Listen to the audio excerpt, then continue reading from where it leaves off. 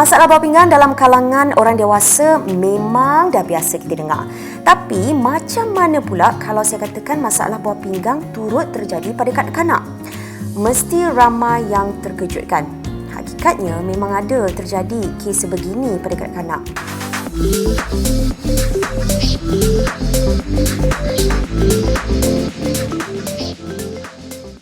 Hai semua, Assalamualaikum. Anda bersama dengan saya Juliana Ramli dalam siri kedua DNA Doktor dan Anda. Dan tajuk kita hari ini adalah berkaitan dengan sindrom nefrotik yang berkaitan dengan buah pinggang dalam kalangan kanak-kanak. Dan bagi mendapatkan gambaran jelas bersama dengan saya adalah Dr. Yamuna Ramadan, iaitu pakar pediatrik dari Pantai Hospital Ampang. Hello Doktor, apa khabar? Hai, khabar baik.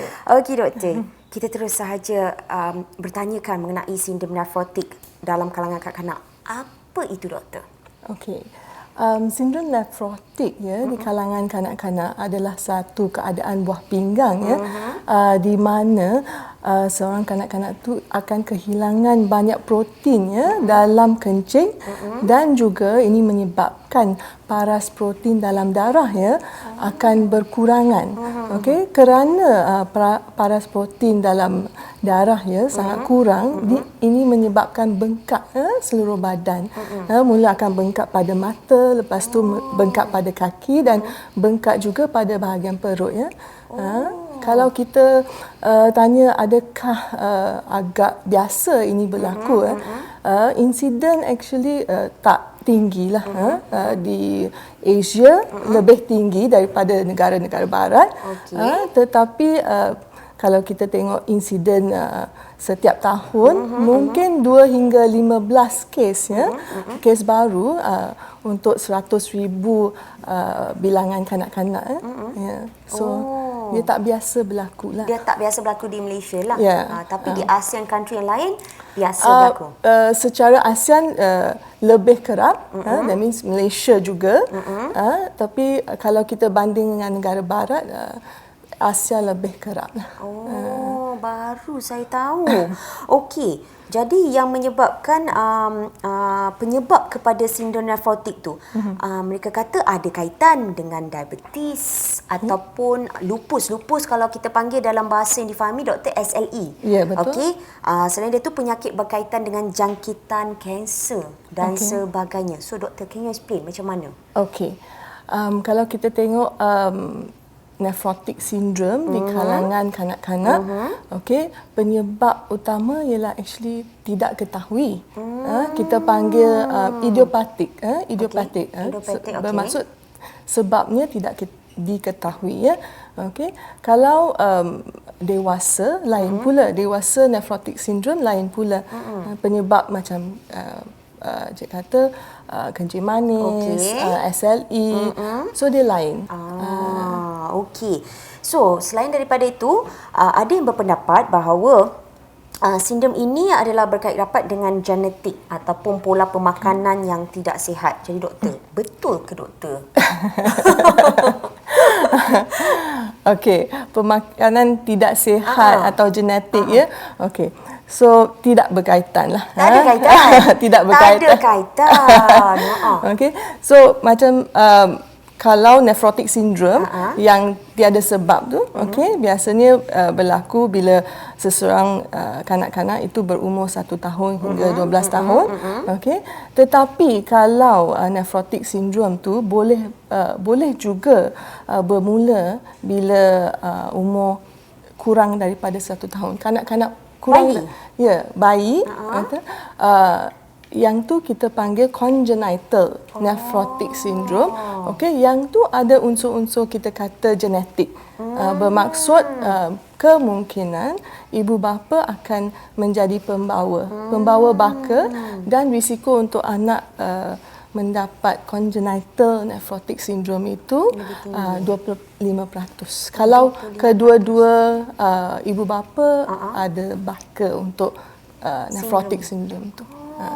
Baru kita tahu So, kalau kita tengok gejala-gejala yang menunjukkan seseorang kanak-kanak tu menghadapi sindrom nefrotik ni. Okey. Adakah simptom dia lebih kurang sama dengan orang dewasa ataupun tidak? Okey, simptom mungkin sama, tapi bagi saya terangkanlah simptom-simptom atau gejala-gejala ya. Boleh. Okey, biasanya apa yang paling ketara ialah bengkak satu badan ya. Okey. So bermula dengan bengkak pada bahagian mata, macam nampak sembab lah, kita kata sembab. Bengkak di keliling mata, lepas tu bengkak semakin kanak-kanak itu menjadi bengkak, bengkak akan pada kaki, pada bahagian perut. Itu satu gejala yang paling biasalah. Satu lagi ialah perubahan pada kencing. Kencing mungkin akan berbuih, atau kuantiti kencing mungkin kurang. Dalam masa sehari itu kuantiti kencing akan kurang. Itulah salah satu gejala yang boleh kita lihat kalau contohnya anak-anak kita mengalami situasi yang sebegitu. Macam air kencingnya yang tidak kerap, kadang-kadang kita tengok dia kurang pergi toilet. Kadang-kadang macam anak saya kadang-kadang kan, saya sentiasa kena tanya, pergi toilet tak? Jadi anda pun sebenarnya sebagai seorang ibu bapa, kita pun kena kerap juga bertanya kepada mereka. Kadang mereka suka tahan-tahan. Jadi tak elok lah kan untuk bundi kencing sebenarnya. Tapi apa pun kita memang kena tanya pada mereka, sebab diorang suka sekarang doktor, orang suka main game, Ya, kan? betul. Mainan apa semua, diorang tak kisah nak pergi ke toilet dan sebagainya. Jadi kita kena sentiasa pantau anak-anak kita. Okey doktor, selalunya apa langkah seterusnya kalau kita yang harus dilakukan oleh ibu bapa kan, kalau kita tengok anak kita menghadapi simptom-simptom yang sebegini, kita nak pergi pakar terus ke ataupun kita just fokus dengan mereka, kita buat kat rumah saja? Okey. Macam mana doktor? Mesti pergi ke pakar. Pergi ke pakar lah. Ya, mesti. Okey. Pertama ialah kalau boleh kalau boleh jangan kita tunggu sampai kanak-kanak itu sangat bengkak lah. So pertama ialah dia akan sembab pada bahagian muka dan mata lah. So bila ibu bapa dah perasan macam kanak-kanak tu sembab pada mata, terus pergi jumpa doktor. Kerana kebanyakan tunggu sampai tengok kaki pun bengkak, perut akan mula bengkak, dan bengkak ni pun boleh ke paru-paru semua tu. Jadi bahayalah doktor. Ya, betul. Sebab dia bukan setakat kita cerita pasal bengkak air ni macam biasa kita bengkak air lah kan. Ya, betul. Tapi sebenarnya bengkak air tu kalau untuk kanak-kanak, dia boleh menjurus ke paru-paru juga boleh. Doktor. Ya.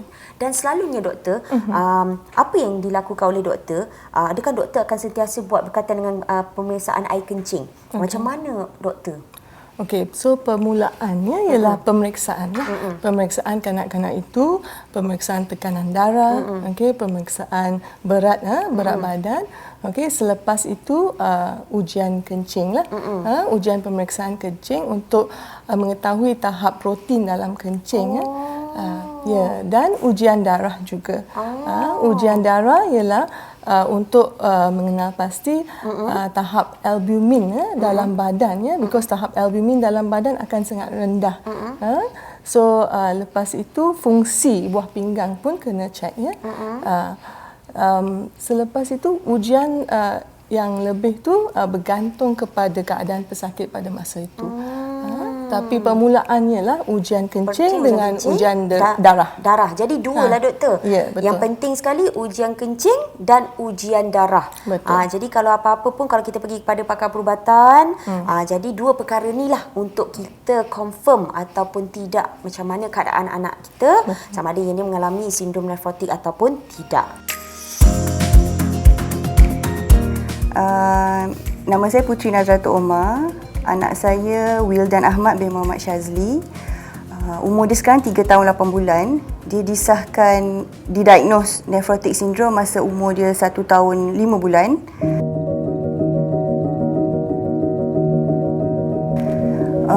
Memang tak ada, dalam family memang tak ada genetik penyakit nefrotik sindrom ni. Memang masa dia dapat penyakit ni, diagnose ni, itulah pertama kali saya dengar. Kejut. Macam lost, macam fikir macam apa ni, apa sakit ni, macam tak tahu apa dia kan, and takut juga macam adakah ia life threatening, apa sakit dia, macam dia sakit ke, pain, maksudnya adakah dia dalam kesakitan. Tapi sebenarnya tak, penyakit ni dia bukan, he's not in pain. Cuma dia affect buah pinggang dia lah. First time, masa pertama kali yang dia kena tahun 2018 tu, dia setahun lebih, badan dia bengkak. Muka dia bengkak dulu, sembab macam kena gigit nyamuk ke kena gigit binatang macam tu. Lepas tu makin lama badan dia pula bengkak. So saya ingatkan allergies. Saya ingatkan dia ada alah pada apa-apa. Pampers dia tukar saiz in about 2 minggu macam tu, up size. So macam pelik lah. Kaki dia bengkak. Lepas tu kalau kita tekan dekat kaki dia, tenggelam. Dia edema, bengkak air, water retention kan. Tu memang yang teruk lah. Bawa dia pergi ke emergency hospital, emergency department hospital. So doktor check, ambil urine sample, memang sah lah, ada protein dalam urine dia. Masa tu +3. Sepatutnya kena negatif. Normal urine mesti negatif. The first step, doktor kena pastikan bengkak dia surut. Sebab dia tak kencing. Dia kurang kencing. Dia pakai diaper dia kering. Lama lah, maknanya dalam satu hari tu macam 1 kali, 2 kali je tukar pampers.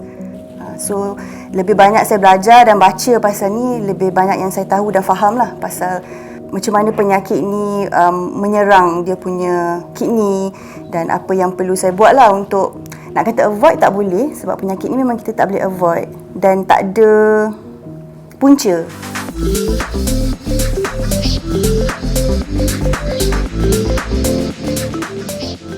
Jadi doktor, apakah rawatan yang sesuai diberikan kepada pesakit sindrom nefrotik ni? Okey.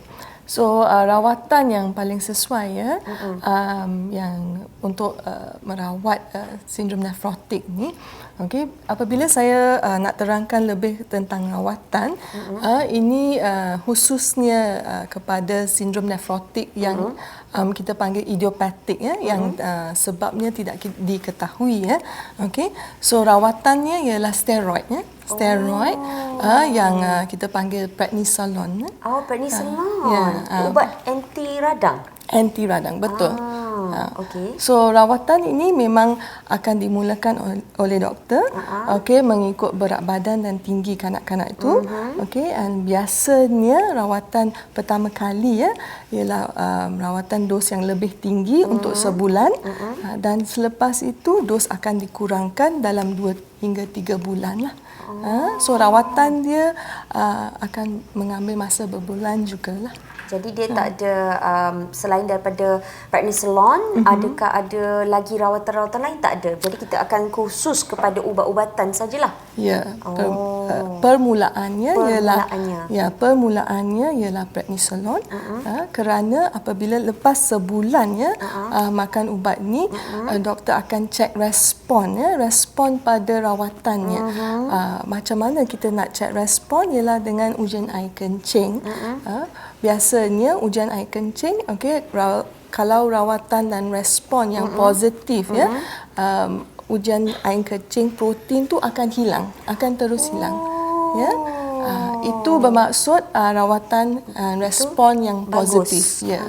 Rawatan tu berjayalah. Ya, betul. Okey, jadi sekiranya ibu bapa kita ataupun ibu bapa kepada kanak-kanak pesakit sindrom ni, dia kurang memberi perhatian kepada anak mereka dengan lebih baik. Misalnya lah doktor, dia tidak mengikut arahan yang betul. Jadi apa implikasi ataupun komplikasi yang buruk boleh terjadi pada kanak-kanak itu doktor? Okey. Biasanya nefrotik sindrom ni ibu bapa kena faham ya, rawatannya memang panjang sikit mengambil jangka masa yang panjang ya. Dan walaupun kita sudah rawat ya, okey, sindrom nefrotik ni sindrom yang boleh berulang. Boleh berulang. Itu biasa, okey.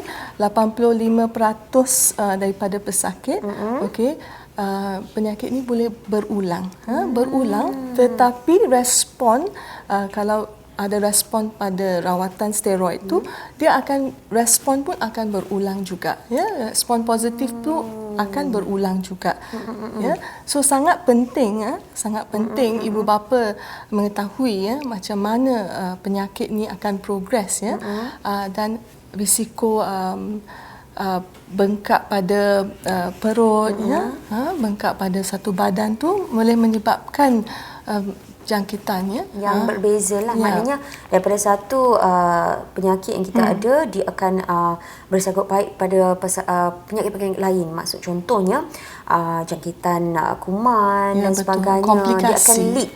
Dia akan lead, dia akan silang, dia akan cross. Jadi kalau kita nak yang terbaik untuk anak-anak kita, maka dengan ini kita haruslah menjaga mereka, berikan yang terbaik untuk mereka, ataupun kalau katakan ada arahan-arahan yang telah pun didapati daripada pakar perubatan maupun doktor, ikutlah arahan yang telah diberikan. Dan doktor, bercerita mengenai ubat, apakah kesan sampingan kalau katakan pesakit sindrom nefrotik ni ambil? Ya. Okey, kalau kita cakap tentang steroid ya, saya tahu banyak pesakit ya atau ibu bapa yang sangat takut ya tentang steroid ya. Tetapi untuk rawatan nefrotik sindrom ni ya, steroid yang diberikan ialah mengikut dos ya, dan mengikut dos berat badan dan tinggi kanak-kanak itu ya. Okey, dan dos akan dikurangkan ya dalam masa berbulan tu, dos tu memang akan dikurangkan dan akan berhenti ya lepas 2 hingga 3 bulan ya. Okey, so kesan sampingan kalau kita kata kesan sampingan immediately ya, apa yang boleh berlaku ialah naik selera makan, naik berat badan, berat badan betul. Mungkin lebih pada bahagian pipi, ya, betul, bahagian perut ya, nafsu makan. Nafsu makan. Betul. Mungkin kanak-kanak tu lebih aktif sikit ya, dan sakit perut lah ya. Okey. Kalau kita menggunakan steroid atau prednisolone untuk jangka masa yang lebih panjang ya, jangka masa yang lebih panjang, mungkin boleh dapat selaput mata, tekanan darah yang tinggi, sakit otot ya. Tapi jerawat. Tapi ini semua kalau jangka masa yang panjang dengan dos yang lebih tinggi. So biasanya steroid ni tak digunakan dalam jangka masa yang sangat panjang, kecuali dalam keadaan tertentu, tapi kesan sampingan selalu akan dipantau oleh doktor. Okey, itu jangan risau. Okey, yang penting sekali adalah kita tahu berapa lama yang perlu diambil ubat-ubatan ini. Dan yang paling penting sekali, sentiasa anda pergi kembali kepada pakar perubatan anda, doktor yang anda ada, supaya mereka dapat memberikan anda nasihat berapa lama pengambilannya, macam mana pengambilannya, dan baru daripada situ kita dapat menjaga anak-anak kita yang menghadapi sindrom nefrotik ni. Okey doktor, setiap penyakit ada pantang larang dia, betul doktor? Termasuklah sindrom nefrotik ni, dia tak terlepas. Daripada segi pemakanan doktor, apa yang perlu dilakukan oleh ibu bapa di luar sana? Apa yang perlu disediakan? Okey, kalau kita tengok sindrom nefrotik ni, protein dalam badan agak kurang ya. Tapi nasihatnya ialah untuk makan protein yang cukup ya, cukup tak ada berlebihan atau tak ada kurang. Cukup. Okey. Kalori badan sangat penting ya, kalori yang cukup juga. Okey. Kerana apabila bengkak badan semua tu, kalori sangat penting lah. Dan apabila seorang kanak itu mengalami masa bengkak badan yang sangat tinggi ya, cuba kurangkan garam lah dalam pemakanan. Garam. Ya, betul juga. Saya dengar juga dulu. Kalau kurangkan garam ni, dia dapat kurangkan bengkak. Macam itulah doktor kan. Sebenarnya kita sebagai dewasa pun kena kurangkan garam juga. Dia kurangkan garam, kurangkan gula juga ya. Jadi lebihkan siuman pada diri kita. InsyaAllah manis doktor. Macam doktor. Tetapi kalau bengkak dah surut ya, so makan garam macam biasa. Makanan yang seimbang lah, yang sihat. Jangan tambah garam lah, itu saja. So maknanya plain lah. Kalau kata secubit tu jangan ambil sesudu. Betul. Dia macam pinch macam tu.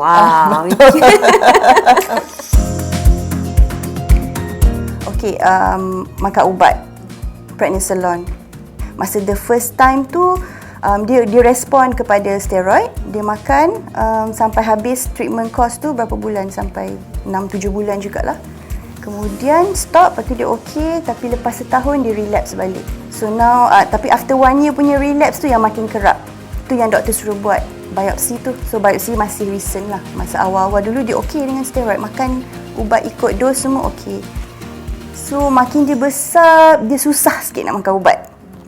Itu yang cabaran yang paling hebat lah untuk kita orang kan. Parents nak kena pegang dia. Lepas tu bila dia makan, dia muntahkan ubat tu. Saya rasa kalau siapa yang pernah makan prednisolone tahu kot, ubat paling pahit dalam dunia. Dia sangat-sangat pahit. Dia macam tak ada benda yang boleh nak mask the taste tu. Sangat-sangat pahit. So bila masuk dalam apa pun dia tetap akan rasa. So doktor terpaksa cari alternatif lain. Macam mana nak bagi steroid tu masuk dalam badan dia dan make sure dia dalam remission selama yang boleh. Sebab kalau dia frequent relapse, banyak kali relapse, bocor dia punya kidney dia, nanti kidney dia rosak. So bila tu doktor cari alternative lain treatment, dia kena masuk steroid tu ikut IV, intravenous.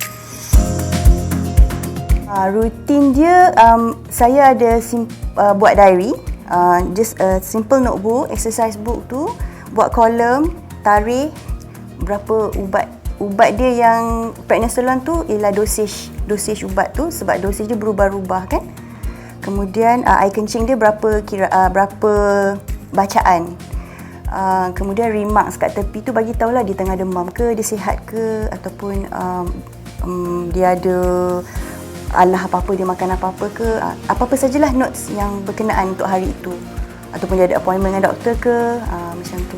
Dan berat badan dia, kita kena make sure kita tangkap dia punya relapse tu sebelum dia membengkak. Which is tiap-tiap hari kena check air kencing dia dalam ada dipstick, ada macam stick tu, kita rendam dalam air kencing dia, nanti dia tunjuk bacaan. So bila nampak +1 tu maknanya dia dah nak start. Dia biasa bengkak tu bila dia dah +4, +3, maknanya dah lambat lah. Dah lama dah sebenarnya dia urine dia dah leaking. Masa dia tengah relapse, tengah membengkak tu, saya pastikan dia punya garam mesti kalau boleh no salt at all, sebab water retention, garam tu makin mencepatkan lagi dia punya bengkak air tu. Tapi masa dia remission, masa dia sihat, masa urine dia negatif, okey je, dia makan je semua. Dia dengan steroid punya side effect is kuat makan. So kuat makan, jadi kena pantau pemakanan dia lah supaya dia tidak overweight.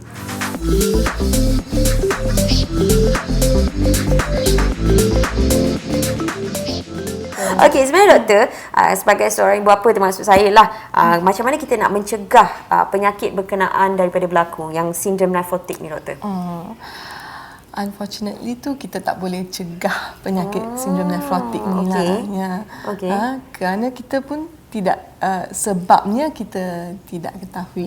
Sebabnya tidak diketahui. Betul, jadi kita tak boleh nak cegah. Jadi doktor, kita kena sentiasalah check it out. Maknanya check up kita punya anak-anak ni, sentiasa pergi check dengan doktor. Yang penting ialah jika ada gejala bengkak mata, bengkak kaki, so kita check. Masa ada gejala tu kita check lah. Kita harus check. Yes. Sebab takkan tiba-tiba anak kita tiba-tiba akan ada bengkak, mesti ada sebabnya. Betul. Jadi itulah dia. So doktor, apakah prognosis penyakit sindrom nephrotic ni, ataupun dalam bahasanya kadar kesembuhan? Okey, prognosis kadar kesembuhan untuk kanak-kanak yang menghadapi penyakit sindrom nephrotic ni ialah agak baiklah. Terutamanya kalau kita kata respon pada steroid, respon positif pada steroid respon positif pada prednisolone ni bermaksud lepas sebulan start ubat protein dalam kencing terus hilang itu kita namakan respon positif pada steroid Kalau katakan mereka yang tidak boleh respon kepada ubat-ubatan dan sebagainya, bagaimana pula masa depan mereka, doktor? Okey. Jika seorang kanak-kanak tu tidak respon ya, biasanya yang responsif positif ni kita nampak lepas 1 bulan ya, permulaan rawatan, okey, doktor akan prescribe steroid prednisolon tu, dan lepas 1 bulan ya, kalau tiada respon bermaksud still bengkak badan ataupun masih ada kencing, ada protein dalam kencing ya, okey, biasanya golongan kanak-kanak ini perlu dirujuk kepada pakar nefrologi ya, pakar buah pinggang kanak-kanak. Maknanya daripada pakar pediatrik, jadi kita kena berubah kepada pakar yang bahagian buah pinggang ya. Apa nama doktor? Pakar pediatrik nefrologi. Dia ada khususnya lagi. Ya. Barulah kita faham. Okey, maknanya kita ada 2 masa depan. Kalau katakan anda positif, okey dengan ubat, insya-Allah anda boleh menjalani kehidupan seperti biasa. Tapi kalau contohnya masih lagi tidak berubah, maka dengan ini kita kena berjumpa dengan pakar yang lebih khusus dalam bidang ini. Ya. Okey. Tetapi apakah masa depan bagi pesakit sindrom nefrotik ni? Kalau kata memang mereka adalah pesakit nefrotik ni, bagaimana mereka nak menghadapi masa depan? Okey. Kalau kita kata rawatan dia agak lama lah. Rawatan dia lama. Okey, mungkin masa yang mencabar sikit untuk ibu bapa, kerana walaupun dah balik tu setiap hari kena cek kencing kat rumah. Kena cek kencing kat rumah. Rajin doktor. Ya, betul. Kena cek kencing kat rumah. So ibu bapa kena pantau semua ni lah. Ya, kena cek. Biasanya doktor akan nasihatkan untuk ada satu diary. Ya, untuk ada satu diary setiap hari. Ya. Betul, setiap hari tulis tarikh, cek kencing waktu pagi, tengok ada protein dalam kencing ya. Okey, kalau ada protein kena tanda dalam buku, lepas tu kena tanda juga ya berapa pil ubat makan semua tu, atau ada gejala tanda-tanda apa-apa bengkak ke demam ke, kena tanda ya setiap hari. So biasanya doktor akan nasihatkan kalau ada protein dalam kencing untuk beberapa hari tu kena datang balik jumpa doktor, atau kalau bengkak balik, sembab balik, kena terus pergi jumpa doktor. Ya. Biasanya kalau respon yang positif, respon yang baik pada ubat prednisolon ni, okey, macam saya kata ya, kebanyakan respon yang baik dia akan hilang. Dia akan hilang lah. Jadi bagi mereka, bagi masa depan mereka, insya-Allah mereka boleh menjalani kehidupan dengan lebih baik. Secara biasa. Macam orang biasa, tak ada jadi masalah. Tapi setiap kali kalau kita buat, doktor dan anda ni, saya sentiasa menasihatkan pada anda yang menonton ni sebenarnya untuk sentiasa mendapatkan khidmat nasihat daripada doktor, pakar perubatan yang ada. Jangan kita pandai-pandai sendiri doktor. Selalunya kita pandai-pandai sendiri kan. Kita search Google sendiri, buat sendiri punya analisis. Betul. Tengok anak macam ni, buat analisis. Ni macam ni. Tak boleh. So kita sebenarnya apa pun kita kena tanya pada yang pakar. Sebab tu mereka dinamakan sebagai pakar. Baiklah doktor, terima kasih banyak. Banyak sebenarnya perkara baru yang saya dapat hari ini. Terutama lebih-lebih lagi topik kita iaitu sindrom nefrotik dalam kalangan kanak-kanak. Dan tamatlah sudah program DNA kita iaitu Doktor dan Anda kali ini. Jangan lupa untuk share siri Doktor dan Anda DNA ini, like, follow dan subscribe ke semua platform Sina Plus. Dan terima kasih saya nak ucapkan kepada Dr. Yamuna Ramadas dan Pantai Hospital Ampang di atas kerjasama kita kali ini. Dan saya Juliana Ramli, jumpa lagi kita pada siri yang akan datang. Assalamualaikum warahmatullahi wabarakatuh.